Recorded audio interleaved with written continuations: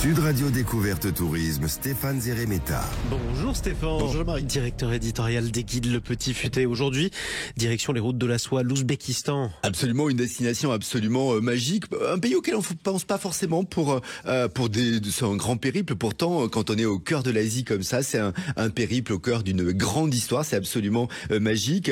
On est sur les traces de l'ancienne route de la soie. Les paysages ont été dépeint par Marco Polo lui-même au XIIIe siècle. C'était dans son livre des merveilles. Exactement. Alors on va commencer par une ville exceptionnelle. Elle a été fondée il y a 2500 ans, mais ensuite elle est devenue le centre de l'empire de Tamerlan. Oui, c'était bien sûr ce carrefour de la route de la soie. Alors parmi les incontournables de la ville, il y a le Registan. C'est une place publique bordée de dômes dorés qui scintillent sous le soleil. Les madrasas, ça ce sont les écoles coraniques recouvertes de mosaïques colorées d'un bleu profond. Ça fait partie des atouts de l'Ouzbékistan. On va en voir beaucoup. Pas loin de la place, il y a aussi une mosquée, Bibi Kanoun, avec une immense coupole bleue, le complexe Shah Izinda. Là aussi, c'est un autre exemple superbe d'architecture islamique. On a un mausolée, Gour Hermi. Lui, c'est le chef-d'œuvre de l'art timouride. Il y a toutes les différentes périodes qui se cumulent là, et on a des mosaïques qui ornent un monument funéraire qui raconte la vie de Tamerlan, le fameux. C'était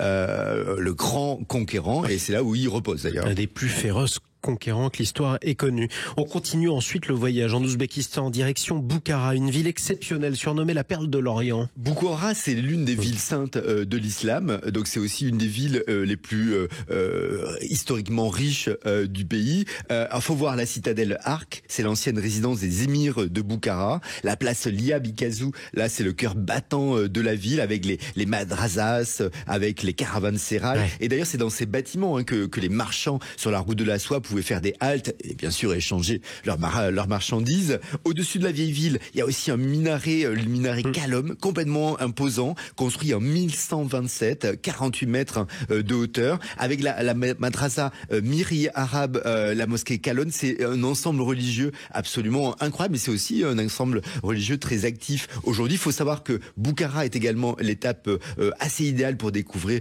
l'artisanat ouzbek. Donc on va flâner dans les bazars, c'est animé. On va pouvoir négocier des étoffes, des céramiques. C'est absolument super. Et on y fait parmi les plus beaux tapis du monde. Allez, on fait ensuite étape dans une autre ville de la route de la soie qui est magnifique également. C'est Khiva, un musée à ciel ouvert. Khiva, c'est une ville fortifiée médiévale. Donc là, ça sent un peu un oasis en plein désert de Korems.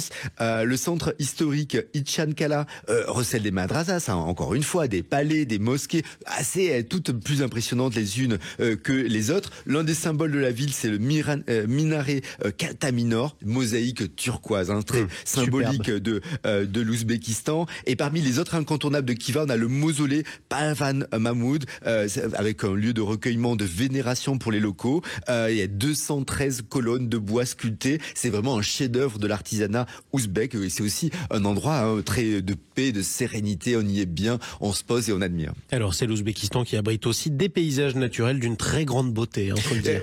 On a notamment des régions montagneuses, Nourata, non loin de Samarcande. Il y a plein de sentiers de randonnée. On va pouvoir se balader dans les montagnes de l'Ouzbékistan avec des grandes vallées verdoyantes, des sommets escarpés. Il y a plein d'agences de voyage. On se dit, oh là, moi, je vais pas partir en randonnée, me perdre. Non, il y a plein d'agences qui permettent de le faire. Aussi, ils permettent des séjours en immersion dans des villages isolés chez l'habitant. Et l'hospitalité des Ouzbeks est absolument légendaire. On y mange très très bien également. En tout cas, c'est vrai que l'Ouzbékistan est une destination qu'il faut vraiment découvrir. Oui, on y mange notamment le gras d'une certaine partie de l'anatomie des moutons locaux, vous verrez.